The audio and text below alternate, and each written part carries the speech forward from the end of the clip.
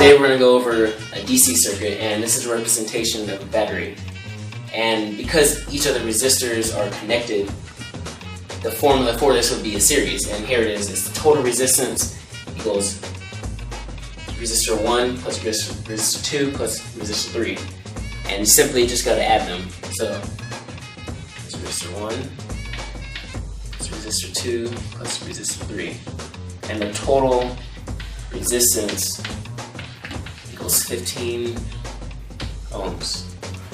To find the total resistance in a parallel circuit, you would do 1 over 2 ohms plus 1 over 4 ohms. And then you would get 2 over 4 plus 1 over 4 will give you 3 over 4. And then you will find the inverse of 3 over 4, which is 4 over 3, which equals 1.33.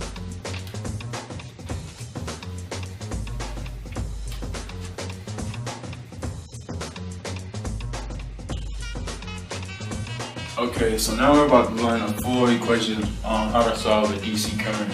We already learned series and we already learned parallel. To start this equation off, we're going to first get the middle of it. We're going to get 8 ohms and 4 ohms. And with them being parallel with one another, we know we're going to have to use the parallel equation. So first we're going to use the inverse of 8 plus the inverse of 4. Put that on our calculator. We're going to get the inverse of 8 plus the inverse of 4.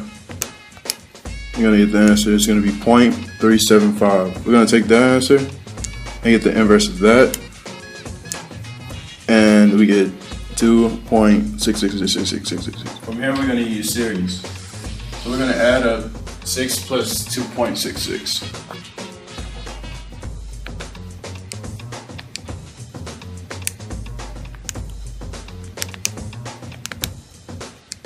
They give us 8.66. Alright, so we got rid of those resistors, which one was in parallel and one was in series. Now we have these two, which are in parallel, and we're trying to get these two down to one resistor.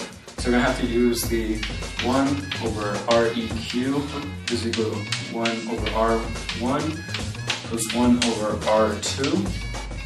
And we have 8.6, which will be 1 over 8.6 plus 1 over 10. Now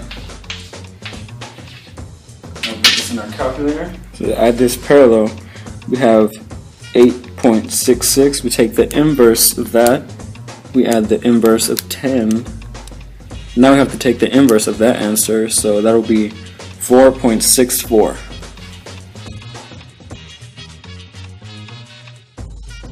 Alright, finally we have it down with these 3 resistors.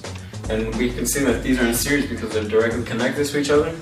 And for that, we just need to add each resistor, which will be Req is equal to R1 plus R2 plus R3. And that will be 4.64 plus 5 plus 0.5. And Req